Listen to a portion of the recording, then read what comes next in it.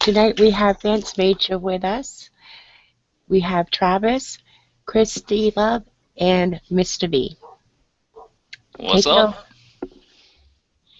How y'all guys doing tonight?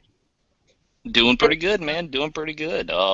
Excited about tonight's show, man. Excited. We're gonna be talking about a little bit of Star Trek. Well, actually, a lot of Star Trek, and just other geeky things that interest me, man. So I'm ready to get this started. Heck yeah, man. Super excited. Oh, yeah, there we go. There we go. The super excited. The super excited. Christy, you want to get things started? Maybe introduce our guest? Yeah, sure. This is Vance Majors, and he's going to be give us a background idea of this project he has. It's a fan-based Star Trek episode series, web series. So, it's pretty good to me. Anything Star Trek is good in my book. Right on. I guess I want to ask you, Vance. What was it that what was the one thing that got you into Star Trek? Like when was the first time you checked the show out and you know you just fell in love with it? Well, I think it was in the Next Generation. I had watched the first episode, and I had seen bits and pieces of the old classic TV show. Wasn't really impressed, but my mom was a real big Star Trek fan. So when we heard Star Trek: The Next Generation was coming, and I saw the Enterprise go into warp for the first time, just how it kind of grew and then it was gone. Like I was just like, oh my God, that's so awesome! Because up to that point, all I'd seen was like Star Wars and the Star Trek movies, that had stuff like that. So to see something so cool on a small TV, even though it was black and white TV for me, like I was just blown away. And then to see Brent Spiner as Data, I was like, oh, an android, that's so cool. So that was basically it. I was hooked. Yeah, I hear you on that. Yeah, that's something you bring up, Data. It always seems like throughout every series you always still have that stereotypical character, which by stereotypical maybe that's not what I mean, but Data was basically the Next Generation Spock, two beings without emotion and whatnot, and it seems like every series has that.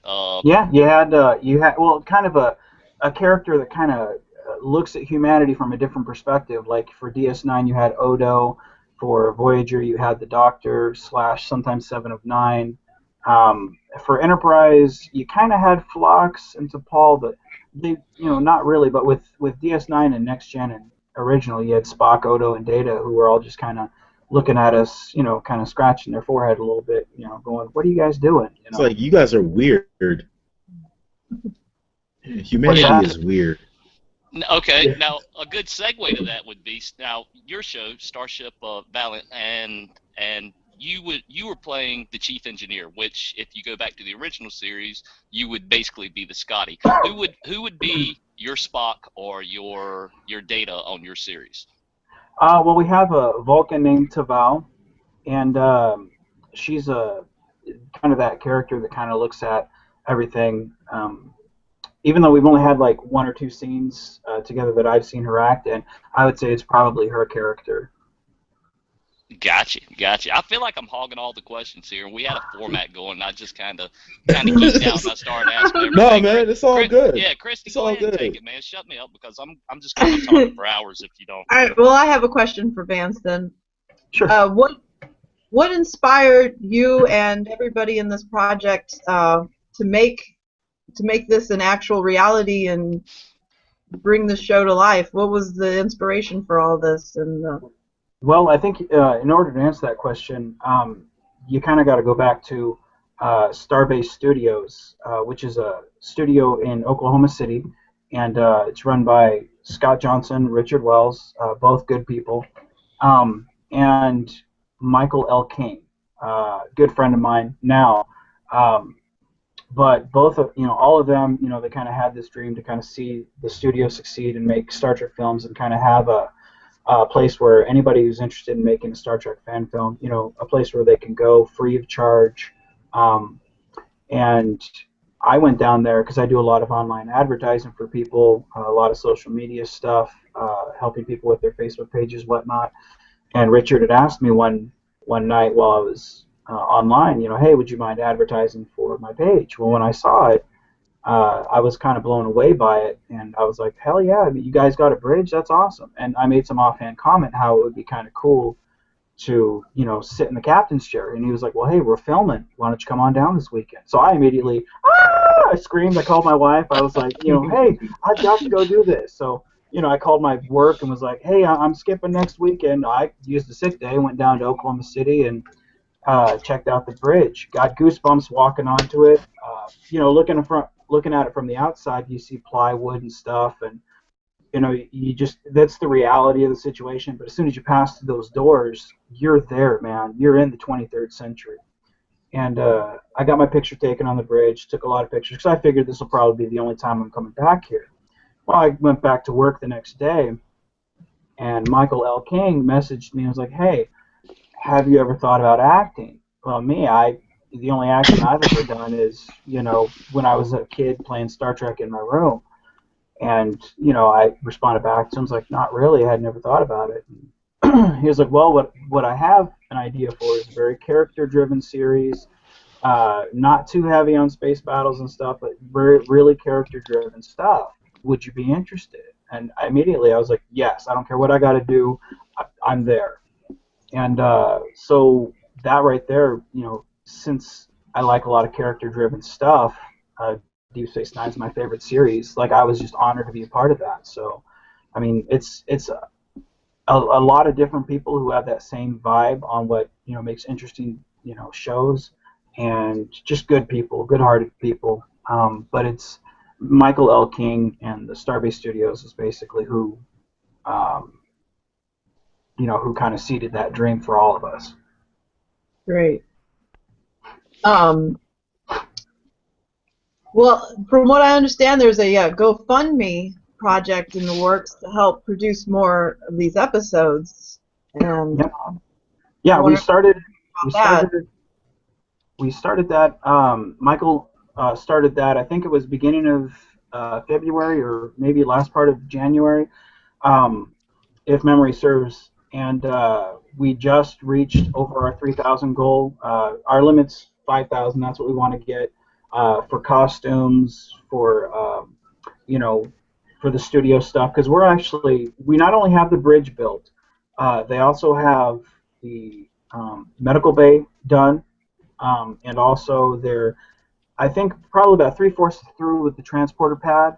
So I mean, anyone can help out. We would also, you know, we would appreciate it, even if it's $5. You know, I've been going around work, you know, telling them, hey, you know, can you afford $5? You know, instead of going to McDonald's, could you help out? You know, this is something that, you know, us as fans are giving back to fans. You know, so it's just one of those things where it's like, if people can help, cool. If not, you know, just spread the word. You know, maybe someone, you know, down the line can help, or, you know, it's just, you know, it kind of bothers me sometimes when big celebrities do GoFundMe's for their projects. It's like, you guys make tons of money. Why don't you leave it for people like us who don't make shit? You know.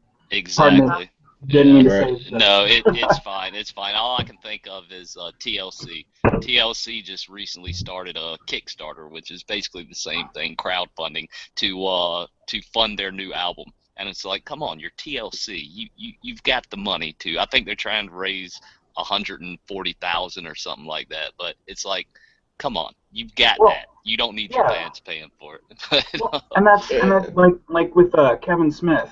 He did his new movie, I think, Yoga Hosers and Tusk. Like, he funded those movies out of his own pocket, you know. And he kind of has the same mentality of, you know, you guys fund the stuff yourself, and then, you know, buy people to, you know, have people back you up on it. But to have GoFundMe's, it's like, we don't need that type of money. Let's just pay it out of our own pocket. So you know, it's like. Right. Those people, it's just, they're trying to milk it for everything they can, and it's just greed. Oh, definitely, man. Well, it's definitely a great thing you guys are doing, and I would encourage anybody that does have a little extra to, you know, go over there and help you guys out, because what y'all are doing with the resources you have is downright amazing, man. We were talking before the show went live about the uniforms that you guys had made, and I mean, they are spot on. If you guys that are watching or viewing this later, if you want to go check them out on Facebook, I encourage you to, because the uniforms they got are just spot on quality stuff, man. So So Yeah, yeah, that's you guys are doing a great job with what you have. How would folks go find your GoFundMe? Is there any particular thing they need to search? well, it's on the Starship Valiant page. We have a couple of links up there. It shouldn't be too hard to find. Just type in your Facebook, type in Starship, which is one word, and then Valiant, and then it should be right there. I think we've got 2 or 3 links to it, and or if you're friends with me, it's on one of those pictures. I've got tons of them on there. It's pretty easy to check it out and then just click. And like I said, even if it's $5, it's you know I don't know about you guys, but I could miss McDonald's a couple of times. It'd be tough for me, but I think I might be able to do it. Right on. Definitely. It's a great Yeah, guys. show, though. I've been watching quite a few episodes of it that they have up already in production, and Yeah. Yeah, and that's the thing. Like what a lot of people don't realize is that because when I went up, I would say probably about 2 weeks before I went up to go film the crossover, which is what we just got done filming. It's from Starship Ajax, and the episode's called Varatus. But it's our Starship Valiant is we have a couple of scenes in that, so it's kind of a crossover type deal. So for us, it's kind of a big deal because it's kind of a splinter off for 2 productions. But when I went down there to film, someone had left a comment on my Facebook. They were like, "Well, good luck trying to get this off the ground." And my only counterpoint to that was, "Well, what are you doing to help out?" Because these are people who are volunteering their time. They're taking time off of work, taking time away from family. Like for me, I work 72 hours a week, every week, and Wow. it's like for me, like I'm driving. I was up, I think, 39 hours total just so I could make sure that I could film this. It's like, so people want to sit there and complain, like they don't realize that none of us get paid for this. The acting may not be the best, but we're there, and we're working our hearts out. So yeah, it's got a lot of heart and soul to it. It's intriguing. I enjoyed it, so. Yeah, like I just the fact that when you finally go get to meet these people, and you put faces to names, and it's like you realize that they're just human beings, just like we are. It's kind of like when I went to Comic-Con last year and I met Will Wheaton. Like that dude's straight up cat, awesome guy. Just a regular old person. And it's I've never met him, but I've always got that impression from him. What I've seen off, you can get a vibe off somebody, but what I've seen him from interviews and different stuff, he just seems like he would be an awesome person. Yeah, like he was really cool. Like a lot of people clowned on me when I was a kid because he was my hero growing up, and they're like, "That dude's a whiny brat," and I'm like, "I don't care. He flew the Enterprise. That's cool in my book." Darn right, man. What have you done with your life? Exactly. The Enterprise. Exactly. Nice, man. Nice. Christy, you got anything else? Well, I was just wondering, pretty much, what the direction the next show is going to take. Once they get the project funded, I heard you say that they're adding more to the bridge and the other kind of things. I think they're going to do a small thing for like the engineering section, just to kind of give my guy a workstation, in engineering, and then they'll kind of CGI the background, I believe. I'm not really sure exactly what all goes into that, but just the fact that I'd be in a scene that's partially CGI'd, like I kind of get off on that because that's kind of cool if it's done right, not George Lucas esque from Phantom Menace type quality, but actual good CGI work. But yeah, just more costumes, keeping up on bridge repairs because they just had an open house on the 14th, which I wasn't able to attend. But people don't realize that you do have minor repairs pretty much every month just to maintain stuff and costs of the studio, like the electrical monitors that go around the bridge to blink on and off and do stuff like that stuff's not cheap. So from that aspect, it's like just slowly building on and adding to what we can give to different episodes, and like I said, just very character driven stuff which will, hopefully make up for what we don't have in, physical stuff, How many episodes has already been made for the show? Starship Valiant has done 1, and it's called Legacy, and it's on YouTube. Just type in Starship Valiant Legacy, and it's a 19-minute clip. And that kind of has the introduction of Captain Bishop, which when the episode first starts, it has a pretty cool, impressive space battle. For no budget, impressive. But you get a grasp of the character and the story of him, which is pretty interesting. He was the science officer that had to take command of the ship when the captain gets killed. And then throughout the episode, you see his relationship with his daughter, which is very, very tense relationship with his daughter because he's a Starfleet, officer. He's never there. And I think that I don't think there's anybody out there that can't really relate to that, whether Yeah, it's... he goes back to what, planet Earth for his father's funeral, and his daughter's upset at him because he comes back for that, but he's not in her life. Right, exactly. And it's one of those stories where it's like, you can really relate to it because it's like, how many of us have put our families on hold because of a job or because of something that we believed in, and I'm eager to see how that turns out because I just find that very relatable. And the fact that he's kind of fighting the admiral in the aspect of when she's like, hey, we're going to give you the ship, and he's like, I don't want it. She's like, no, you've got to take it. It's either give it to you or we're going to give it to Finnegan, which is, a pretty douchebag captain. So it's the beginnings, and I think for that episode, like, it's just off the top of what you need to see with the characters that are coming. Right. Who does you guys' your scripts or your screenplays or whatnot? Because there is some really good writing involved with the episode that I've seen. I'm looking forward to more in the future, but I think like you were touching on right then, you see so many fan recreations of things where they focus on one aspect. I mean, they'll focus on a boss battle or something like that, or a fight scene, but you guys are doing a great job in character development and having this. I mean, you've really got a great foundation of a great storyline going on here, and I'm just curious who's the mind behind that. Michael L. King is the one that wrote the first episode, I believe. He and Brady Foster, I believe is his name. They kind of go back and forth with looking over the script and whatnot, and just kind of make sure that it's where it needs to be. For Starship Ajax, Varatis,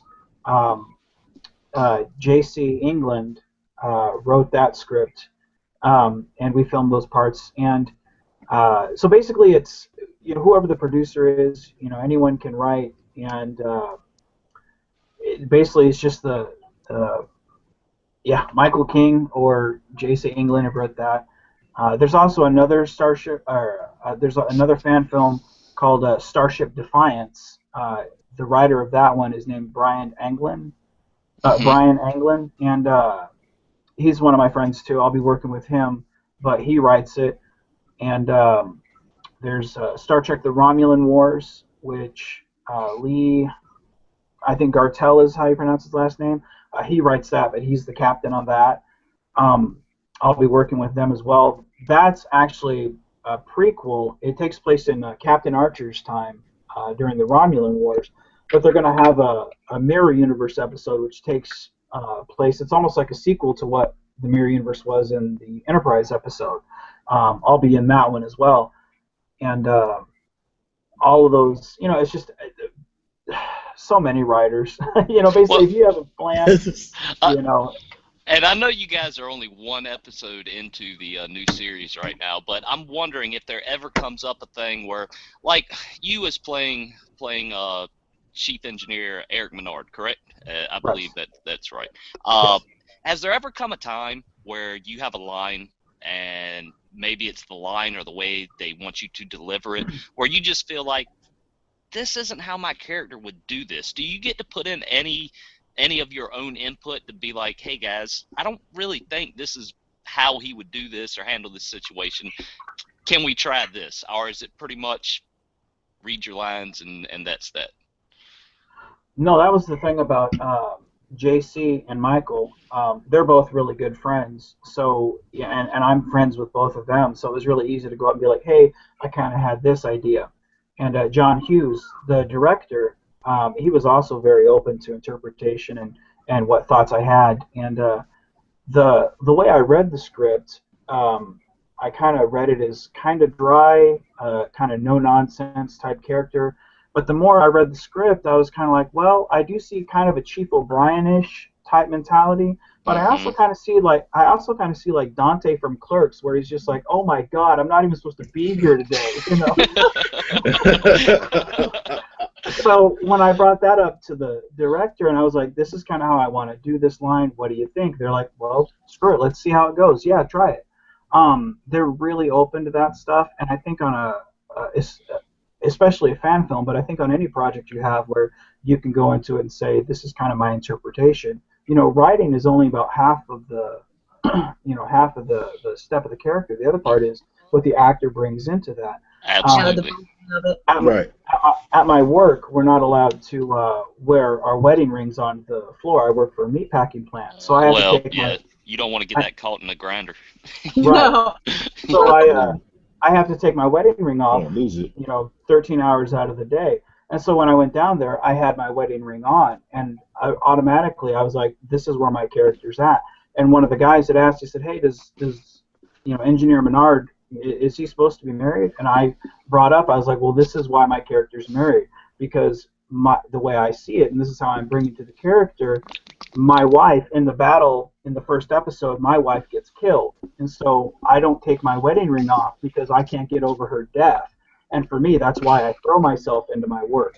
And everyone saw that, and they were kind of like, oh, well, yeah, that makes a lot of sense. And it was all based on just that one thing of, I never get to wear my wedding ring, so I'm, I really wanted to do it. It's really a great thing that you guys can put that input in there. And anybody watching now or watching in the future on YouTube, even if you've never stepped foot in a studio or never did any kind of acting work, I can guarantee you can still relate in some terms, because everybody's had that boss where you realize you're doing something wrong at work, or you're not doing it the most efficient way, and even if you speak up, sometimes you have those bosses that are like, well, no, thanks for the input, but we're doing it this way.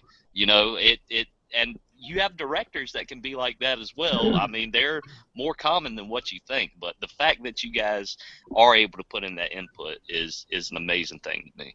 I've never met Mr. King before, but yeah, he sounds like my type of dude, man. He sounds pretty awesome. The thing with Michael, and like I had met Richard quite a few times, I met JC quite a few times, but I had only met Michael, I think once in February, and then when we went to go, like I think twice in February, and then when we went to film, and we have a scene that's actually for the next episode of Ajax, not the one coming up, but the one for after. We decided to just go ahead and film that out now. JC, he had said that night when we were done filming the first day, he was like, hey, you did really good on filming. I was like, awesome, thanks, man. I was like, yeah, I memorized everyone's parts. He was like, really? I was like, yeah, I memorized mine, I memorized yours. I didn't want to come in here and not know what I was doing. And he was like, okay. So I came in the next day, and he handed me a script, said, hey, can you memorize this? And I looked at it, I was like, oh, all right. So I memorized it, and Michael, same thing with him. Like, he memorized his lines, and I tell you, being with Michael and acting that scene out, we'd only had maybe 5 or 10 minutes of rehearsal, but it seemed like there was just really great chemistry between us. That guy, he is a good guy to know. Definitely, yeah, it man. seems like the cast has a great chemistry with each other. It really seems more like a family-esque type cast that really people believe that they're all in this to work together. So.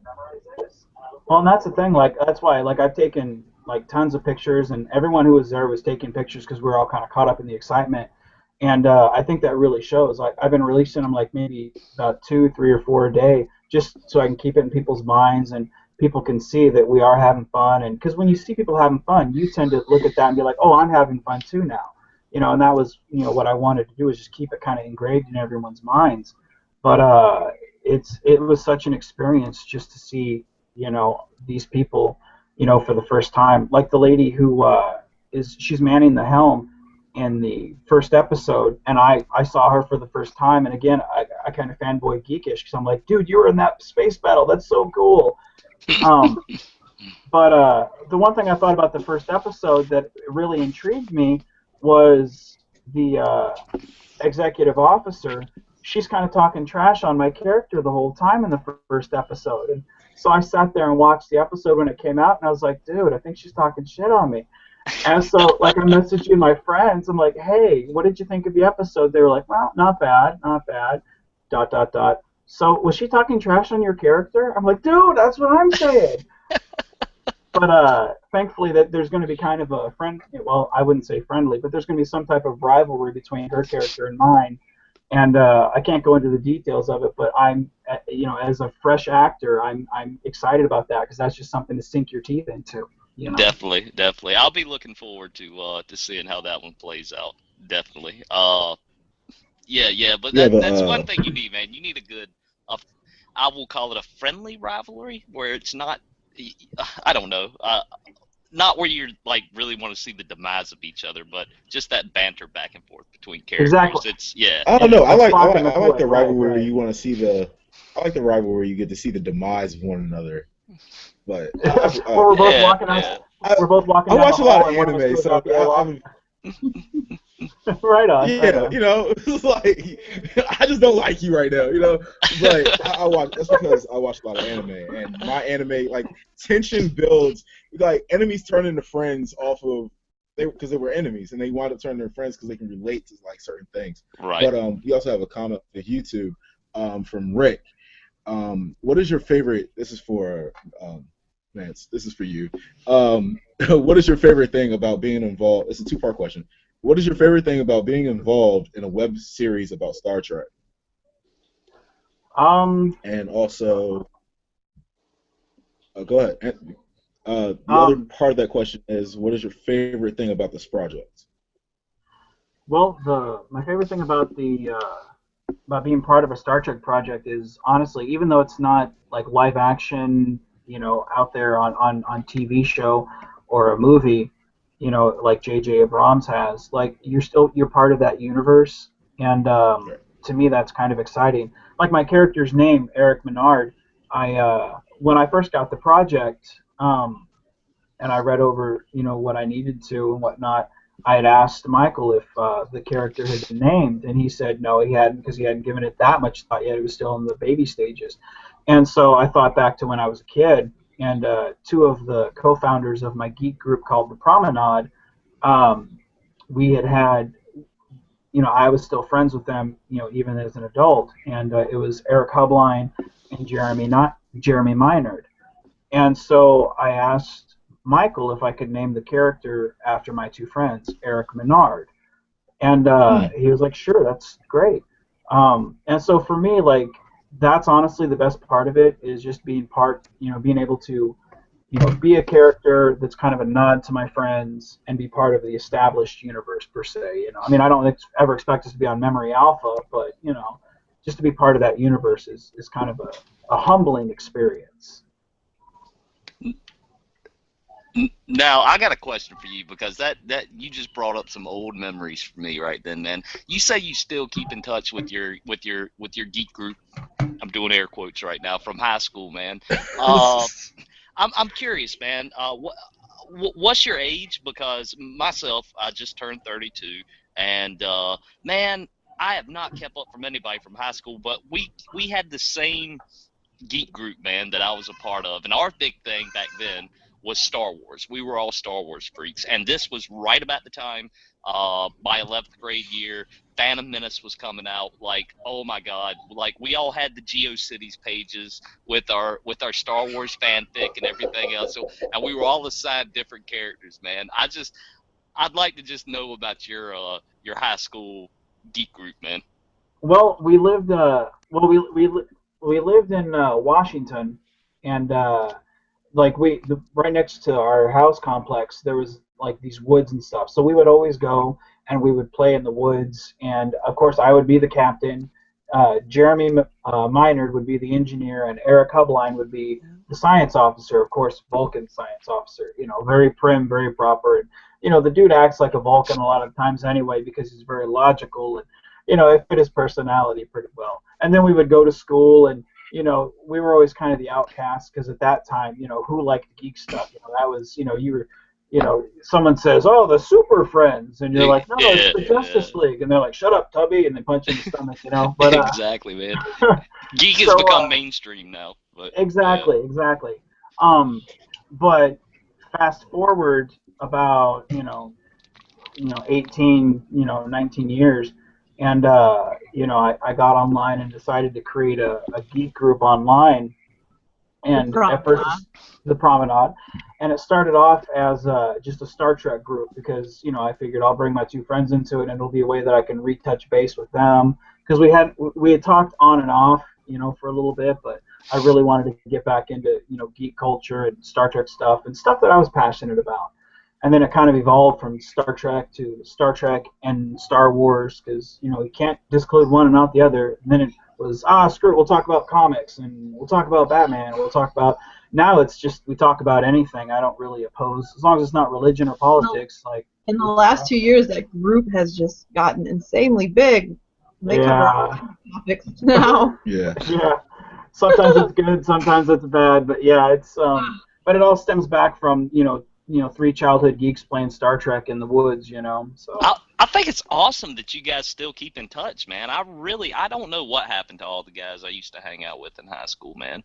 I really don't. I guess they went on to do bigger and better things, and I just stayed around here, and that's that. But yeah, man. Yeah, I wonder what happened to them. Well, you got an awesome podcast, so you're good to go, brother. There you go, man. There you go. But back in them days, man, my character was Obi-Wan. I was assigned him, and I still embrace that. I was proud to be Obi-Wan. Well, dude, Obi-Wan is like the best character. He's my favorite Star Wars character, right, honestly. Right, dude. Yeah. Back then, this was before the prequels come out, so I didn't know how big of a role Obi-Wan was going to play in the new movies. But yeah.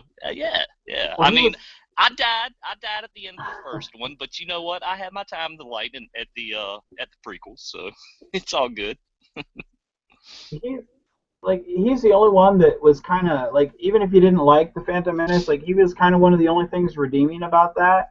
Like I don't know, like I just enjoyed the way they played him in that one, and like I don't know, like you got a better sense of the character and who he was. Like I just thought he was just as interesting as Darth Vader was, in my opinion. Yes, I would say the redeeming thing about the Phantom Menace would be the saber battle between Darth Maul and Qui-Gon. Yeah, that was great. That was pretty awesome. The movie might have been kind of trash, but that fight scene was awesome, man. But you know what they should have done though with Darth Maul is because he had such a great rivalry with Qui-Gon Jinn and with Obi-Wan Kenobi. I want him coming back.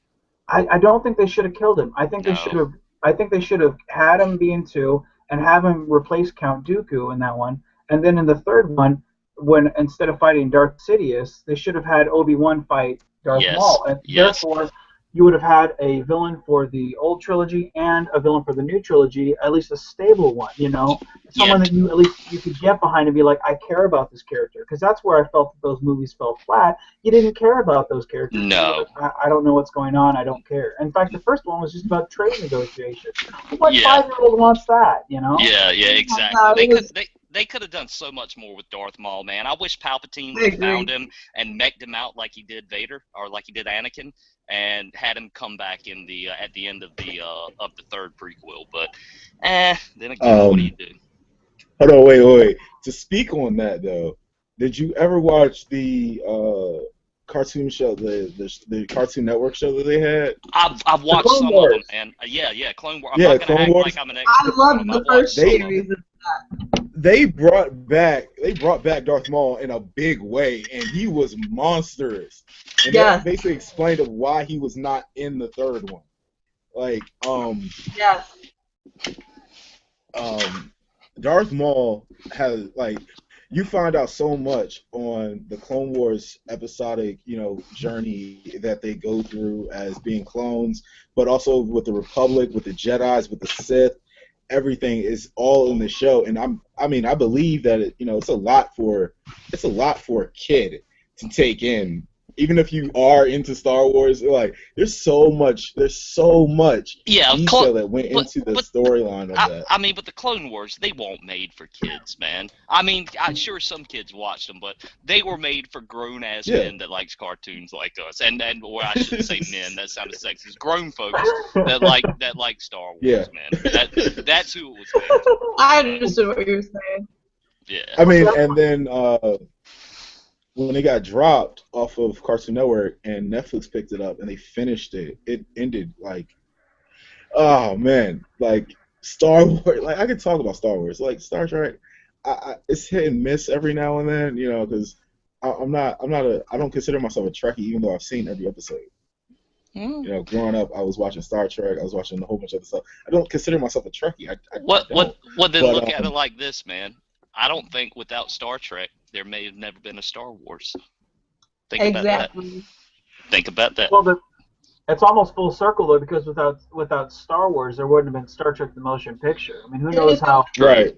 Who knows True. how Star Trek For Lucille Ball, there wouldn't have been no Star Trek either. Because let's face it, man, the original Star Trek series, when it debuted, was not that well received. No, it wasn't. If you look at the original Star Trek, it didn't go that many episodes, man, before it was canned, and it wasn't until later on, like he said, full circle. It wasn't until basically after the Star Wars films where people started getting more into sci-fi that they realized they missed out on this diamond in the rough, man. And Lucille Ball was the one that helped push the project through with her production company to get Star Trek on the air. Wasn't that Desilu, I believe, the company was? Yeah, Desilu Productions, yeah. She enjoyed Gene Roddenberry's scripts. Oh, definitely. I'm trying to think where the originals aired on. Was it CBS, or I could be so wrong on that? Oh, I don't remember. I think it was CBS. CBS, yeah. Yeah, but I mean, they didn't give it that much of a chance. But I'm not going to speak bad about any network. Yeah, I'm just saying. Network. I'm just saying. I think Star Trek was ahead of its time, and when it did debut, folks weren't ready. Back then, folks weren't ready, and that's why I don't give myself the title of Trekkie, because even though I've seen it, I can't retain. There's a lot of episodes of Star Trek, and there's so many different, countless versions of Star Trek. I can't consider myself a Trekkie because I can't retain that information word for word. Like if I watch, Star Wars, I can retain that movie because I've watched it over and over and over again. I know word for word that whole movie. I know, like, I hate to say it. I even know, like, I know Phantom of the Menace. Even I know Jar Jar Binks words for word for word for word. Jar Jar. Oh, yeah. Like, but don't get me wrong. Like, I pay homage to Star Trek. Star Trek started any type of deep space exploration show movie out there. Star Trek. That's the homage right there. That's the mecca of deep space everything. Technically, if you want to go back, you can go back to Lost in Space. Buck Rogers, Lost in Space. I'm gonna tell you why I don't go back to Dark. Oh wait, no. All right, hold on. Battlestar Galactica. Buck Rogers.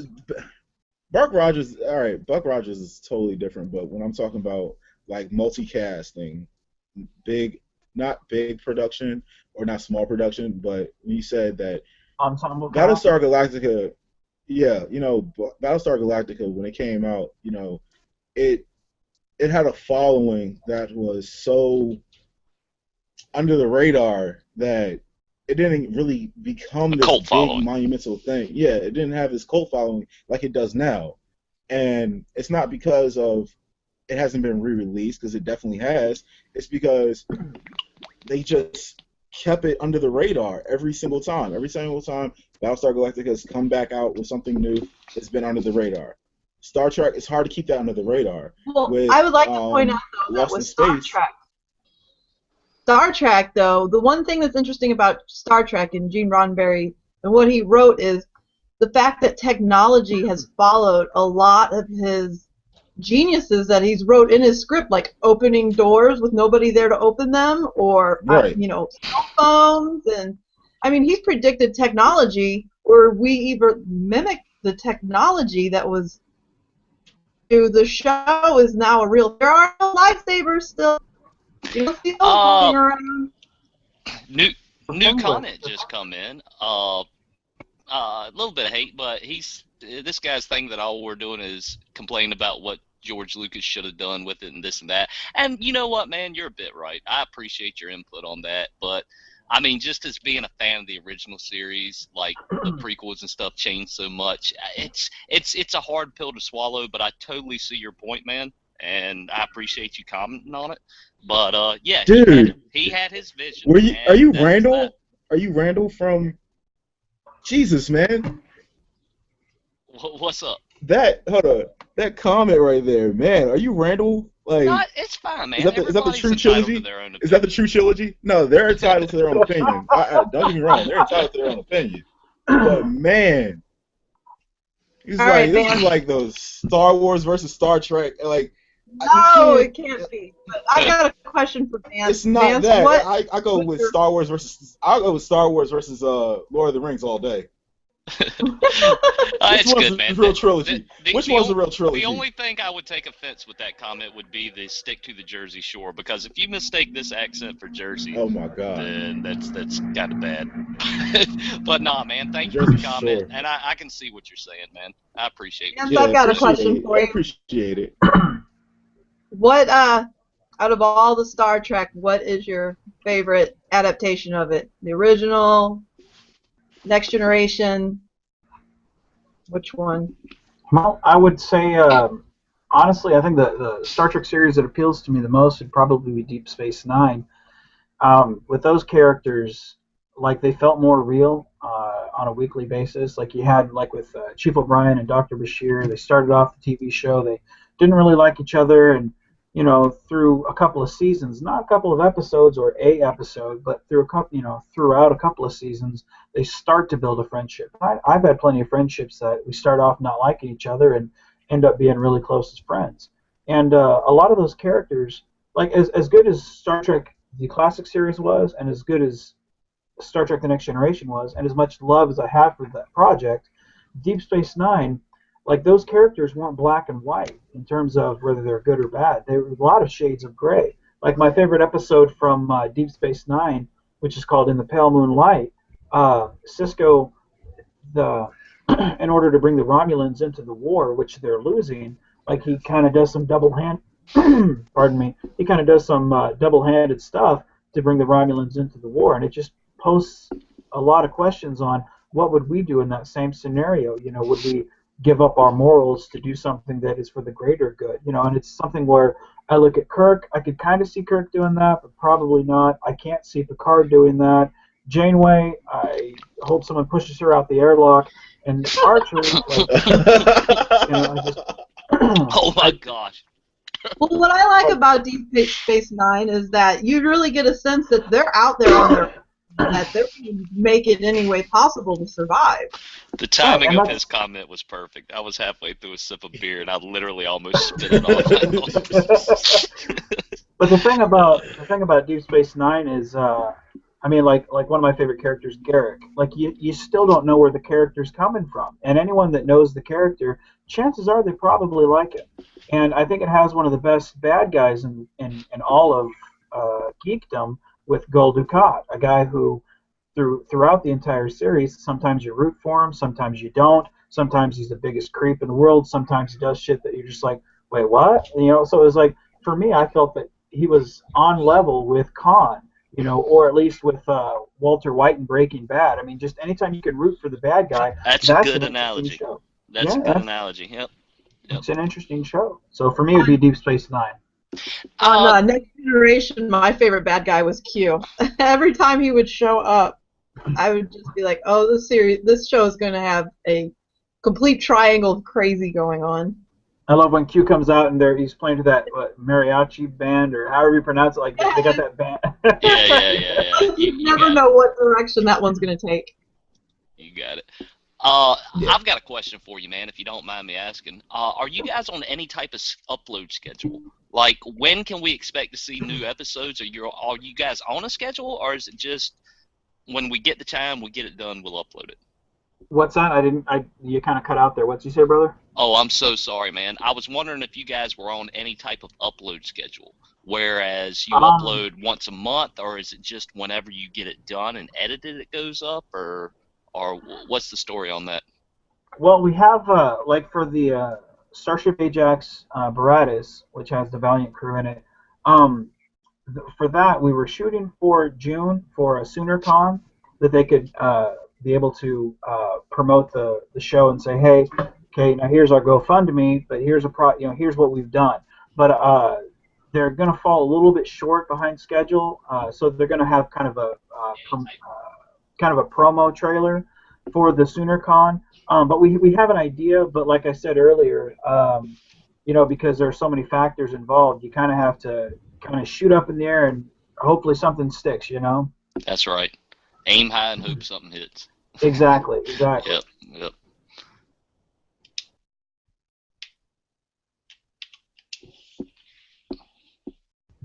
I think yeah, give me a second, guys. My connection's screwing up. Somebody else go ahead. I'm cutting in and out. Vance, speaking of, I know because we're talking about a lot of Star Trek, and like I said, I'm not the go-to expert on Star Trek. I'm not. Anything else nerdy and everything else, like, yeah, I can rap about like a whole bunch of other stuff. You got cool points with me, man, when we were talking about Harrison Wells earlier, so you're all good, brother. You're all good.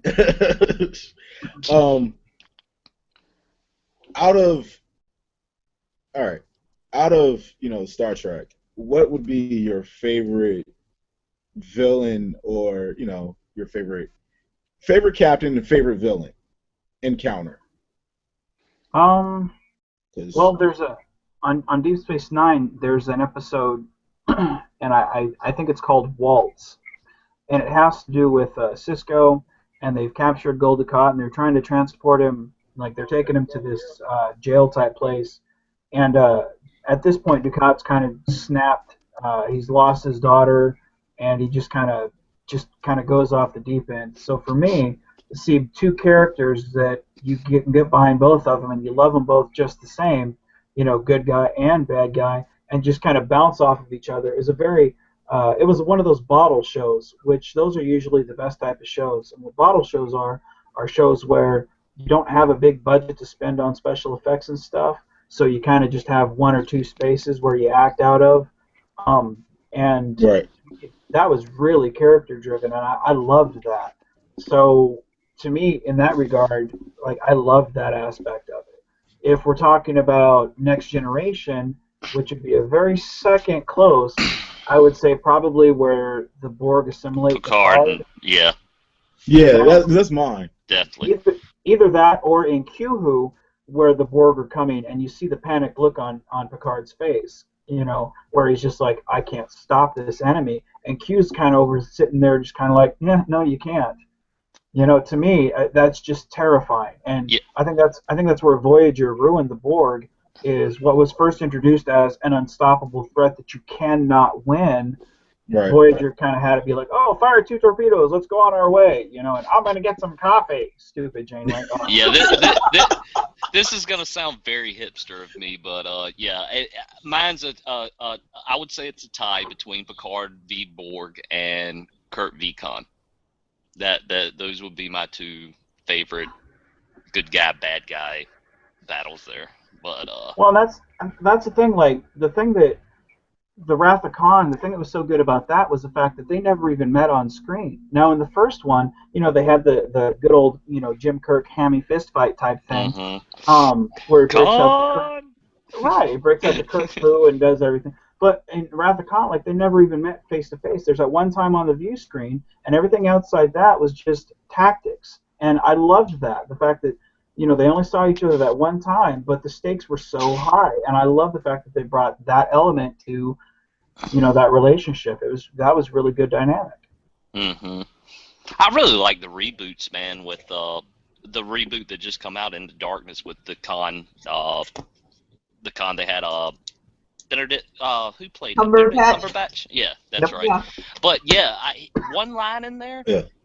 kind of makes you root for the bad guy. We all know Khan's the bad guy, but the line, "Is there anything you wouldn't do for your family?" Right. The man's got a point.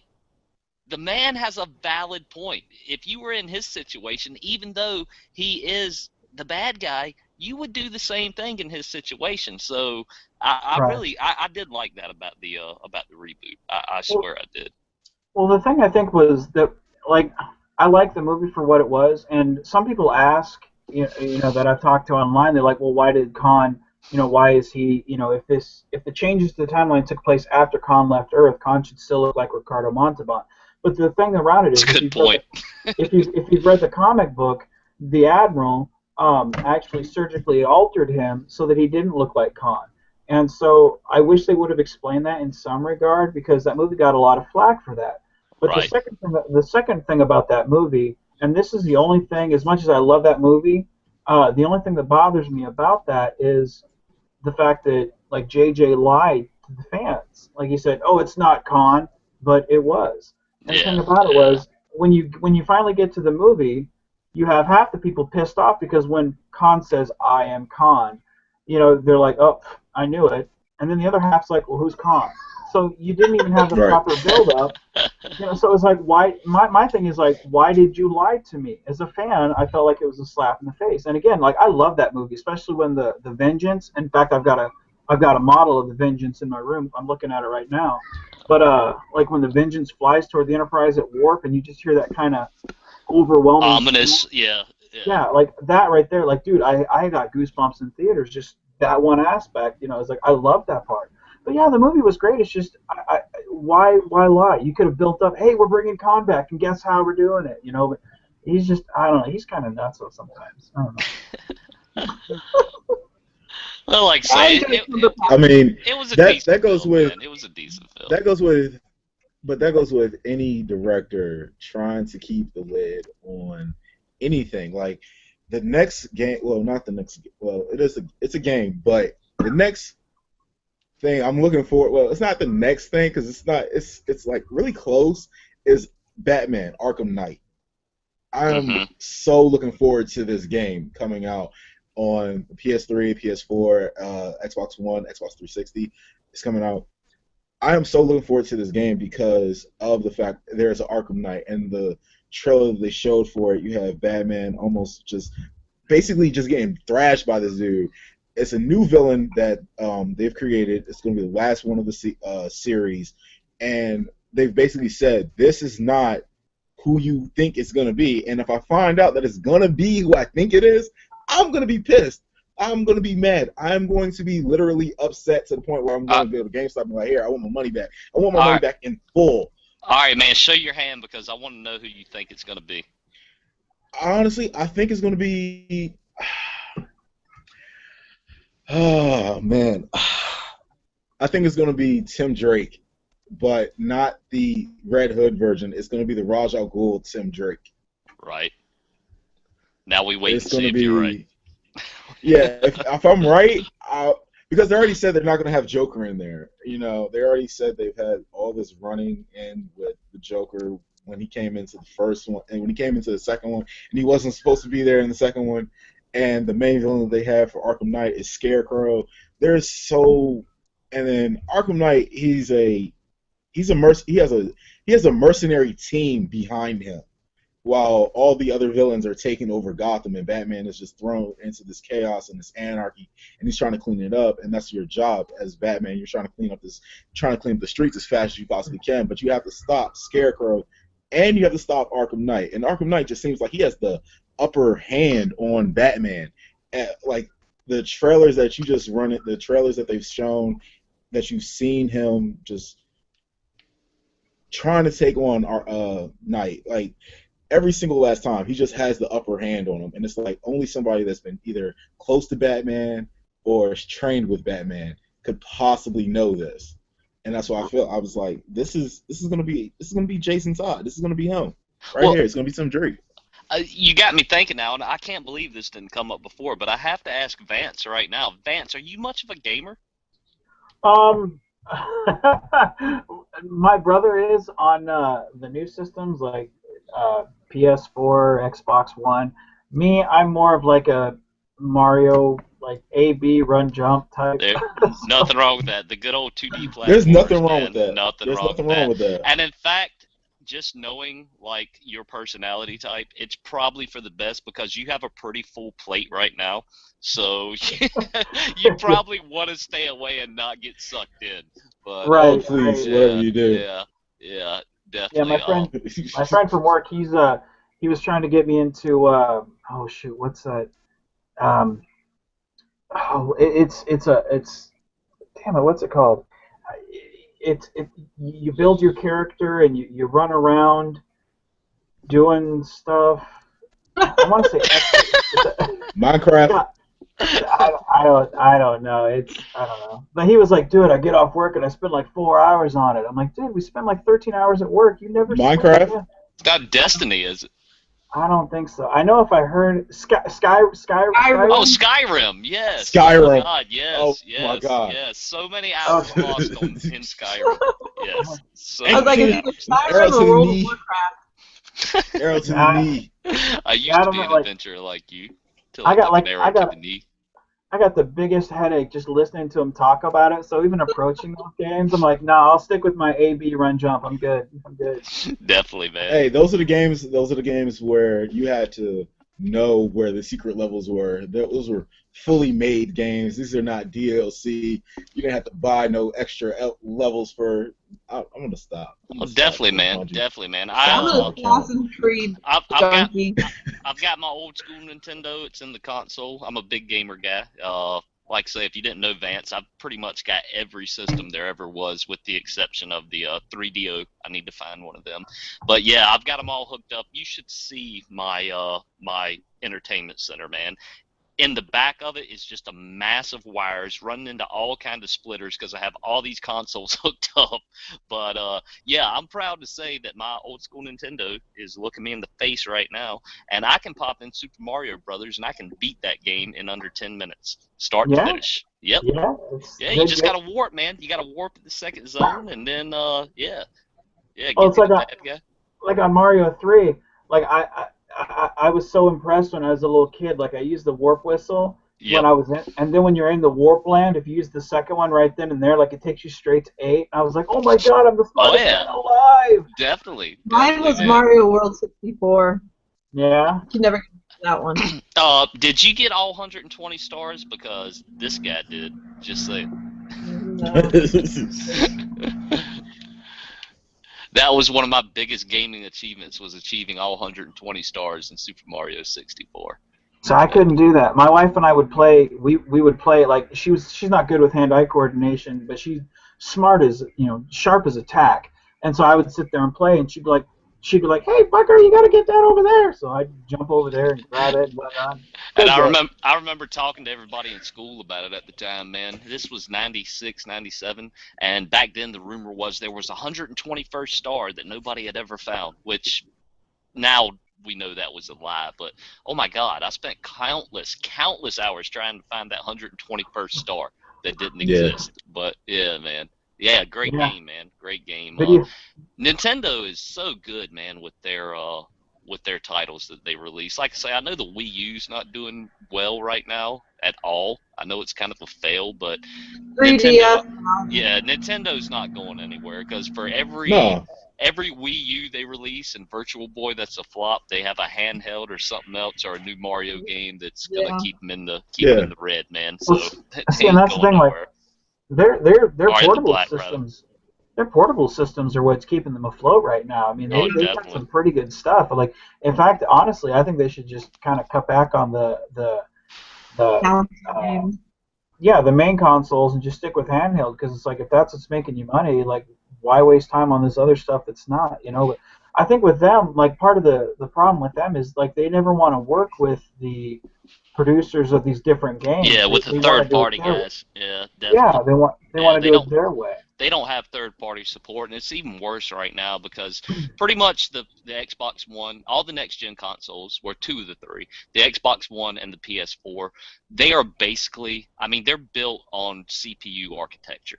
They're basically just weak CPUs, weak gaming CPUs, and I'll get a lot of hate from both sides. PS4 is slightly better, but I mean, that's what they are. They're basic gaming PCs that you can hook up to your TV. That's all they are. And the Wii U is on a completely different architecture. So now you have all these developers, you know, they're developing for Xbox One and PS4 because they're on CPU architecture. But in order to release a game on the Wii U, which is a completely different architecture, it's just a pain in the butt, and nobody wants to do it. So they do not have the third-party support, man, at all. That's why they're not getting these exclusives like the other consoles are getting, which, I mean, it sucks for anybody that's a fan of Nintendo, but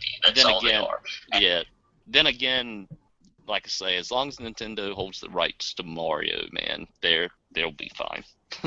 They'll be absolutely fine.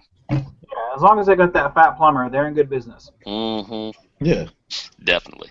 They don't even need the plumber though. They got Pokemon. There's a ton of other exclusive titles that Nintendo holds that Smash Brothers, man.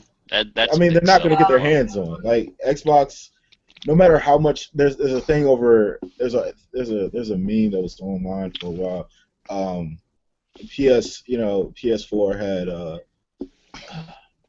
it was PS4 stood for just like playing around with yourself when you're bored by your basement or something like that. Xbox One is just showing that you had a lot of money, and Nintendo was, hey, you're loyal. Yeah, there you go. That's a good one. Yeah, man. I don't own a Wii U, but if they were to announce tomorrow they were releasing a updated Ocarina of Time, I'd be like, take my money here. I'm buying it right now. But yeah, they just don't have anything on that system right now to catch my interest, dude. I mean, how many? As far as Mario goes, I'm in the same boat as Vance, man. I prefer the 2D scrollers, and Mario 64 was awesome. I love that game, but GoldenEye. GoldenEye was amazing, but GoldenEye. 4-player version of that. Yeah, well, they had a Star Fox. Star Fox, yeah. so good.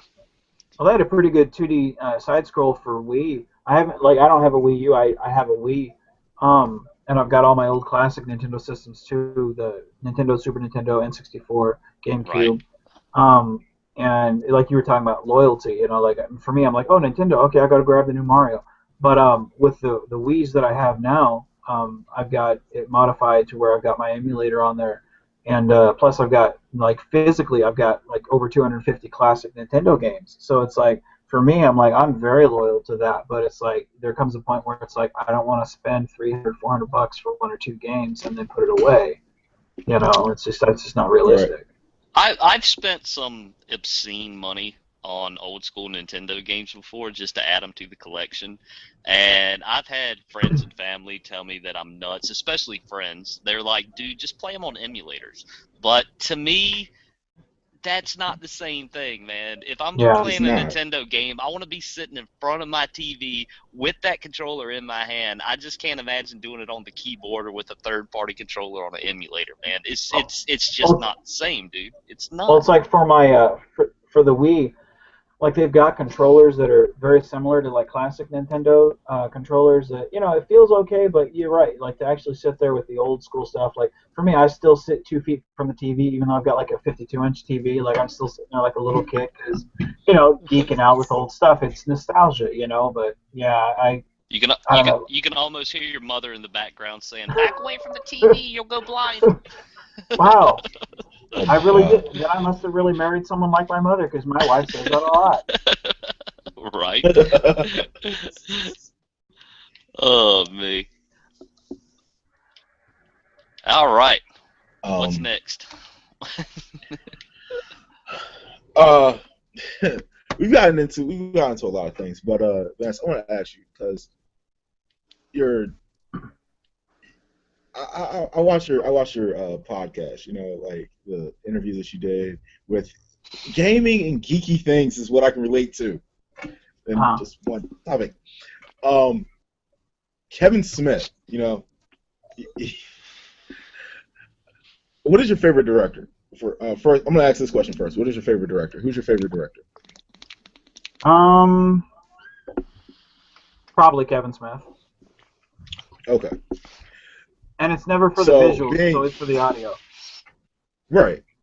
It's always because Kevin Smith can bring that everyday type of lifestyle. He can bring that everyday mundane lifestyle all the time. You can always relate to it. You know, you can always relate to whatever is going on in the Kevin Smith movie, whether it be Mallrats, whether it be Clerks 2. Even if it's Jay and Silent Bob, some way, some form, you can relate to something in his movies. Right. Anything except Jersey Girl. Right. Yeah. I'm afraid to say mine, man. You might pull my geek card. What is yours? Scorsese, man. Who's yours? Scorsese. Nah, I love Martin Scorsese. I'm not gonna put your. I mean, it's not for geeky, Scorsese. man, but yeah, I love his movies, man. Especially like even his newer stuff, man. Departed. Oh my God, The Departed, such a good movie. Departed was one of the best movies when it came out because it was original. Definitely. That plot twist at the end was perfect, and then the especially the ending was awesome. I loved it. I loved everything about The Departed. Hashtag minor spoiler alert, but yeah, Mark Wahlberg, his decision at the end and what happened. Yeah, so good, man. Good, so good. Like that was. Like, there was so much satisfaction. I will not pull no geek card for The Departed. So much satisfaction in that ending scene, man. Because just when you think, and I don't want to give it away to nobody that's seen it, but just when you think the bad guy prevailed, it's like, Marky Mark, do your thing, baby. Do your thing. Do you. Yeah, no, hands down. But the Vance, so you got Kevin Smith, right? Kevin Smith is doing his own little I guess he's trying to he's going to do another Clerks. Yep, Mallrats. How do you feel about another Clerks and another Mallrats? Mallrats 2. And then there's supposed to be a Jay and Silent Bob movie coming out also. There's already Clerks 2. Well, the thing about no, it's supposed to be a Clerks 3. Yeah, okay. Yep, Clerks 3 and Mallrats 2. It's supposed to be a Clerks 3 and Mallrats 2. Are they using the same actors? That's my question. Yeah. Yep. Really? Yeah. Well, the thing about it is, like... Well, thank God Jason Mewes has that youthful face, man. The thing about it is, like, normally I think I would tell a director, you know, cut it out, you know, these characters is too old to go back to, because it's kind of like they were talking about doing another Rambo movie, and I'm just like, oh, God, haven't you gone to the well enough? Do we really have to go back? They're also talking about doing another Beetlejuice, to which I'm just like, oh, no. But there are some movies where it's like, just for the nostalgia factor, you kind of overlook it. And I think Clerks is kind of one of those things where it's like, especially now that I'm at that age, like close with these characters, where I can relate to what these characters are going through. Especially, you know, Clerks 2. When Clerks 2 came out, I related to that movie more than I did Clerks 1. And I loved Clerks 1. Right. So I think it's just like, it doesn't feel like it's a money grab like Rambo 5 or Rambo whatever, or, you know, Beetlejuice 2. Like, those would be. Like, they were talking about doing Joe Dirt 2, to which I'm like, haven't we already seen all we need with this character? Do we really have to go back to the mullet and jean jacket? So I think with these characters, the fact that his heart's in it and it's not a money grab, it makes me more interested to go see it. And with Mallrats 2, dude, I just want to see Jason Lee get pissed off at someone on an escalator again, you know? Yeah. Oh, yeah, most definitely. Anything with Jason Lee. It's like the kid should be slaughtered. Yeah. If you have not seen Mallrats, you need to go and see Mallrats. You need to see that. If you haven't seen it, turn to IFC. Make sure you have it recorded on your DVR. Mallrats is that was the teen movie, but it's adult themed at all times. It's great. It's awesome. I love it. New comment inbound. I am so sorry if you're still listening, man. I am not even going to attempt that name because I don't want to screw it up. But He says, "Great job, Vance Major and Christy Love. You guys rock." So yeah, just sharing the love. Well, thank you. It's always Christy Love. Yeah. You want to help me out with that name there? I'm trying. Oh, it's not. Wait a minute. Hold on. Give me a second. I don't know why, but some Sniper Elite thing just popped up. Yeah. I'm gonna say That's Istvan. Ah, And yeah. if you're still I know what listening, let me know. Istvan Yeah. Istvan. Konhofer. Istvan. Yep, it's pronounced Istvan. Yeah. Okay. Istvan. Yes. Well, I am so sorry, Istvan. I apologize for butchering your name. Istvan. Sounds good to me. Yeah. What So when's the next time you guys are gonna be actually in studio, man? Is it gonna be sometime soon, or I mean, what's your schedules like? Honestly, we film on the weekends, and Mm-hmm. I have enough vacation days to where when Michael says, "Hey, we're gonna film this weekend, Saturday and Sunday," like I can just request it off and go. I couldn't tell you. I want to say maybe late April, early May, if everything goes according to plan. I haven't seen the script for the second episode for Starship Valiant, but I know they're in the final tweaks of doing it now, and yeah, I want to say late April, maybe mid-May, if everything goes according to plan. It's got to be tough, man. It's got to be a labor of love, definitely, because with all you guys having, your own lives outside of the show and whatnot, it's got to be tough getting everybody together and, in the same space at the same time. Definitely a labor of love, man. Oh yeah, and that's the thing. Like we went. It was. I think it was the week before. Yeah, it was like the 22nd or 23rd. Like we went up there to try on the uniforms, and then the next weekend we filmed. And like those weekends, I got maybe 4 hours sleep, and then I had to go back to work the next. Work 72 more hours, and then go back to film. 30 some hours on end. So it really is. You do it because you love it. You don't do it because you're like, oh, I'm gonna be rich and famous. Like no one's doing these things with the hope of hitting the Hollywood square, but we're doing it because we have a passion. We want to see something that we love continue, and especially with there being nothing on television at the time or nothing of quality, Star Trek wise in some people's eyes, we're just trying to put something out there that we like and hopefully someone else can enjoy, and in return, get other people to come and do their own thing, because it's kind of like when people complain about Star Trek versus Star Wars or DC versus Marvel. It's like, my opinion is have both of them be awesome, so they got to both up their game, so then we get the best product possible. And yeah, Travis. Marvel. Marvel. Marvel. Marvel. Oh man. Oh my gosh. No, man, but it definitely is. It's an amazing thing you guys are doing, man. And like you touched on, man, there's really nothing out there right now Star Trek related of any type of real quality except for what you guys are doing right now. And yeah, all fans of Trek, man. We definitely love you for it, man. Definitely. Well, thanks, man. Thanks. Yep, no doubt. I just love the fact that y'all doing something that y'all passionate about. You don't see that much nowadays. No, you don't. People do things just looking for the paycheck, man, and it's nice to see somebody doing something quality. To do.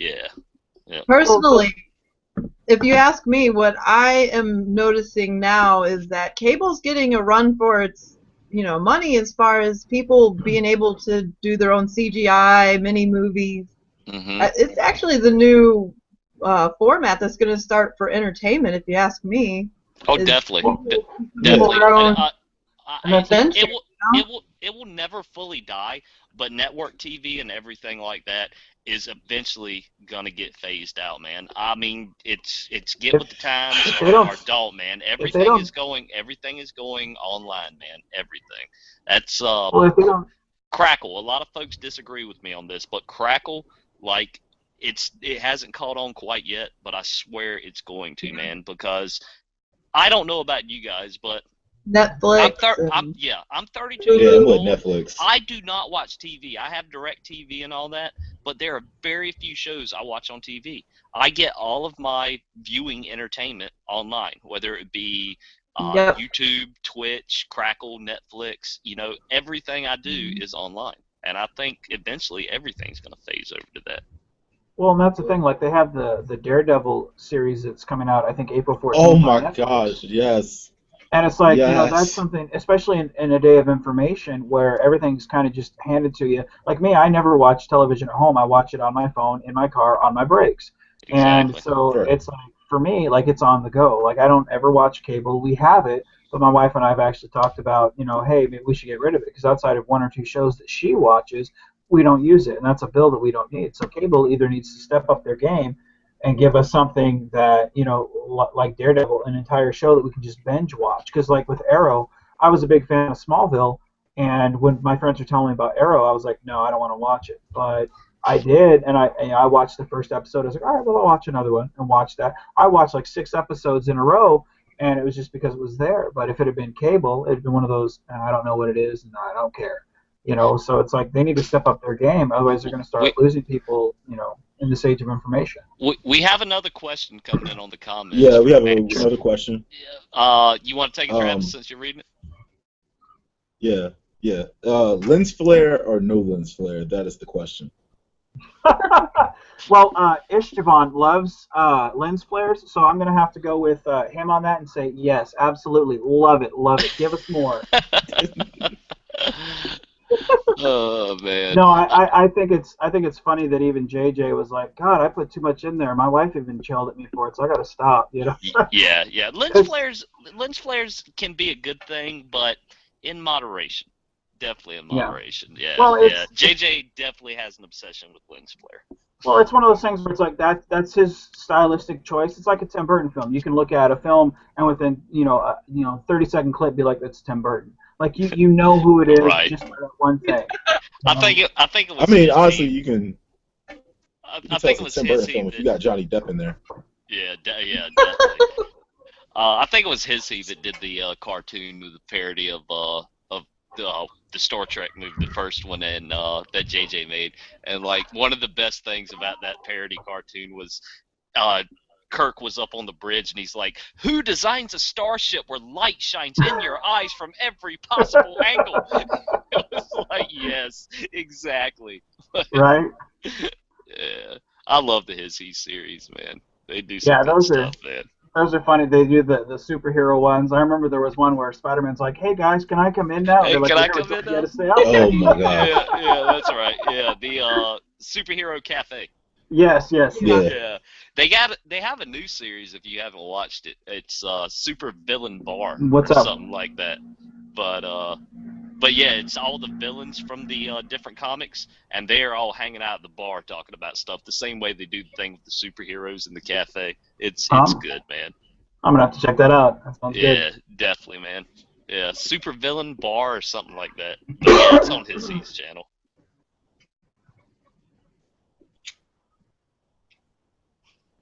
Those kind of remind me of like Space Ghost Coast to Coast. Mm-hmm. I miss Space Ghost. Space Ghost Coast to Coast Right. was awesome. And, Yeah. It was awesome, and I love Zorak. Zorak was my dude. Thorak was hilarious. Zorak, Mozart was chill. He was like always just chill, just talking to guests like behind the scenes before they went on the show, and just getting like inside information. Just like, all right, so I remember that one episode that he had with Snoop Dogg on the. And he's over there just talking about like, oh yeah, so you gotta, we're gonna get this done, we're gonna get this done. He's like, yeah, most definitely Mozart. And he sends him to Space Ghost, and the Space Ghost is like, hey, and Snoop is like, can you send me back to Mozart? I gotta go tell him some stuff. I'm like, Definitely, man. I miss older Cartoon Network stuff, man. Dexter's Lab, man. Yeah, when it first I came miss out. that. Oh my god, that was an amazing network. yeah. Yep. Johnny Bravo. Yeah. Oh man, you want to talk about like stereotypical misogynist stuff? That was the show. Oh, definitely. And there was this guy that went to con. He dressed. Hey, baby. He dresses up like Johnny Bravo, and he hits on every girl at con the same way Johnny Bravo does. And 2 years ago, they stopped him from doing the Johnny Bravo thing because he had staged this one girl to basically like just beat him up, like you know how the girls would beat up Johnny Bravo, and they didn't know that it was staged, so they said, "Nah, you can't come here anymore. You can't do the Johnny Bravo thing anymore." Oh man. Yeah. The best character I ever did, man, was for Halloween. It was 2-3 years ago, man. But for Halloween, basically all I did was like get me a mullet wig, got me a trucker hat. I put on my flannel shirt. I got a case of Keystone Light. Of course, I took all the beer out of there so I wouldn't get arrested. But I went around as Keith Stone. I don't know if y'all have seen those commercials or not, man, with Keith Stone. Keith Stone. I was Keith Stone. Yes. And it was you should have walked around with a salmon. I'd walk in somewhere. I'd be like, "Here, hold my stones." It was great, man. Oh man. Like the new generation has definitely a lot more leeway than I would, because if they had like Dexter's Laboratory on now, it'd be crazy. Like Dexter would be talking about some real in-depth stuff about business corporations, health committees, a whole bunch of other stuff. I couldn't see it. I'm like, oh my gosh. How do you guys bring it back? Animaniacs. Animaniacs. Yes. Animaniacs. We were talking about that the other night, man. Yeah, I love that show. Pinky and the Brain. How do you guys feel about modern cartoons versus like old school cartoons? Old school all the way, man.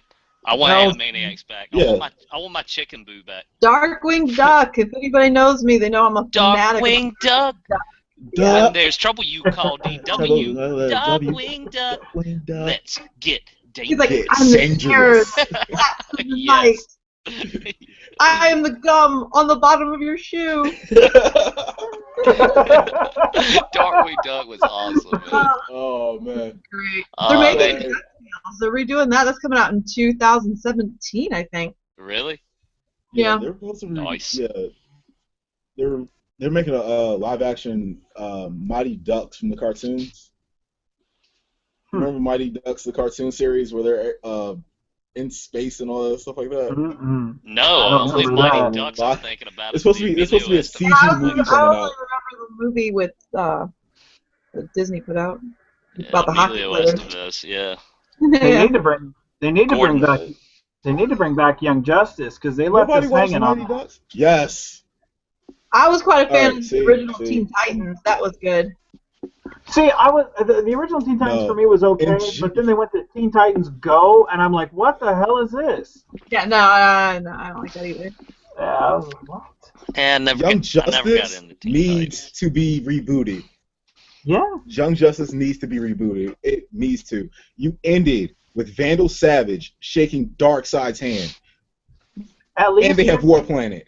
How are you going to win? At least give us a mini movie with Netflix or a direct-to-TV video or something. Like, you can't tell me with all those animated movies you have out there that you can't throw back to Young Justice for the fans that want it. Yeah, most shouldn't definitely. have been canceled. And dude, I have to give that to Netflix since you brung it up. My hat is off to Netflix because they are good about rebooting shows that we want rebooted, man. They are so good about that. Arrested Development. Like, they didn't do as good of a job as when it was first on, but I'm glad we got those shows. Yeah, man, they're always good about rebooting. So Clone Wars, definitely. We were just talking about that earlier. Had that one slip my mind. Which is my point I'm bringing up about the cable companies. They're gonna be phased out because people are gonna be bringing their own original series out. That's it. Yeah, I agree. And I mean, Netflix has already got like 7. Netflix has a plethora of original series. I'm not saying Hulu doesn't. Well, even if you have even on YouTube, you have there's Grayson Earth 1, I think is what it's called. Yeah. Like, it takes place in a different timeline, like where Dick Grayson was never Batman, but you have all these other characters. They just had episode 2, which had Jason Todd in it. like you have shows like that, which I'm sure if someone like Netflix or Hulu's like, hey, let's throw a little money at this and bring it on over here. Like that's only a matter of time because it's a partnership waiting to happen, especially in an age of social media and so much information at our fingertips. It's like cable companies are kind of sitting there. I mean, they're about as useful as the coat hangers that were on black and white TVs back in the day. It's kind of no use. Right. Yeah. Oh yeah. And I'm gonna throw this out there because I love this show and it's on Hulu and you can watch it for free. You don't have to be a subscriber to Hulu in order to watch this show. It's called Misfits. It recently aired on Logo. Yes. Misfits is one of the. It's a British show, but it deals with kids getting superpowers and it's not the typical show that you would see in America. Let me put it like that. But Misfits needs that was epic show, and Hulu had that. Speaking of a show kind of Misfits, am I the only one that was disappointed by Heroes? Like when it come out, it the had way so they much phased it out. potential, yeah. No, it's how they phased it out. It's how they phased it out. Yeah, They're bringing it back too. They are. Are they? It's later this year. Yeah. Cool. Later this year. Heroes Reborn. The Heroes first Reborn, season Yep. was Gotcha. phenomenal. I heard that Heroes was good, but I watched the first season, and then all my friends were like, "Don't watch it after that. It gets worse every season." So I just stopped watching. Yeah. And but yeah, Misfits, dude, especially that theme song. Oh god, that's such a great show. Man, the theme song for Misfits. Misfits theme song was like me with because certain shows have like really awesome theme songs that go with their show, and Misfits is one. Walking Dead is another. There's another show. Black Sails is one. I can tell you a show that needs a serious reboot. Freaks and Geeks. Did y'all ever watch that? Yes. Yeah, Freaks and Geeks. Yeah, that show needs a serious reboot, man. What's that about? It's on high school Netflix. kids, man. From the 70s. Yeah. High school kids, just a bunch of basically freaks and geeks, man, and their daily life stories, dude. It was a great show, man. It was a great show. But things went down for Cartoon Network when they started putting on live action television. Like, oh man, I don't know. Live action television. Like, you're called Cartoon Network. You should just stick to cartoon. Yeah. I mean, Adult Swim, if it doesn't mess with its lineup at all, and it lets Toonami have a little bit more reign with the anime selection, Adult Swim is the only thing I'd watch unless I'm watching Archer on FX. Oh God, I love them. All right, got another question. This is based to everybody, man. Do you guys think these fan films will prompt CBS or any network to start a new TV series? What are the chances of one of the fan productions actually being picked up? I don't think that.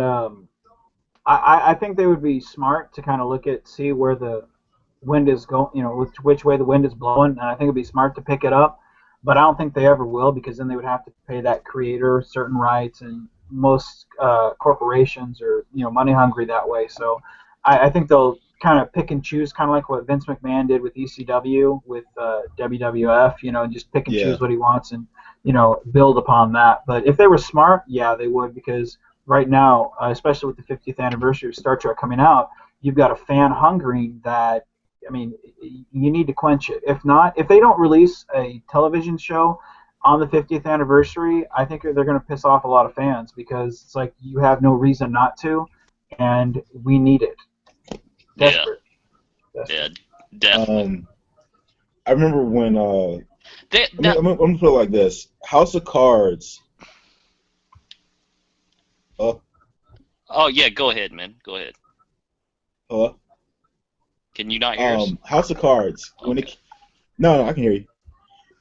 House of Cards, when it came out on Netflix, and the first season did as well as it did, because it gained more followers because of House of Cards, they allowed the networks to bid on it, and the bidding was so high that Netflix was like, nah, we're going to keep it, but we're going to let you air something on television. We're going to let you air first season. Go ahead, air that. You can have the first season, but all the other 3 seasons you can't watch on cable. You can't watch them. You can only watch them on Netflix. I'm going back to the question that we just got in there, and I can only think, and there may be more. I can think of one independently produced series that was a web series that got picked up by a network, and it was such a bad choice, man. But Cartoon Network totally picked up The Annoying Orange. Yeah. You guys remember that? It's like of Yeah. all the good stuff on YouTube and whatnot, all the good stuff people are making independently, why would you pick up The Annoying Orange of all of that? I'm going to go with followers, and I'm going to go with network connections. I guess, man. I guess. Because who made Annoying Orange? Was that Toby Turner? I mean, Toby Turner was in the network show. But, yeah. Then again, I did not watch it. Yeah, it's not worth watching, man. Like, I'm so sorry. I'm so sorry, but it's really not.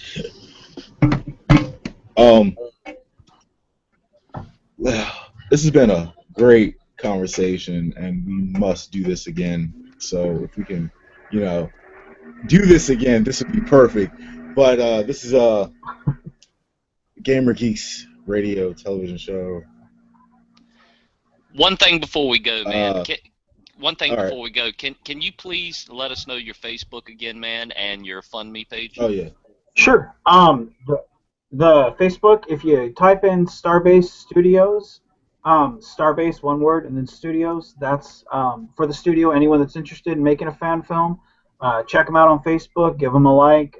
Tell them V-Man sent you. That's what everybody calls me, is V-Man.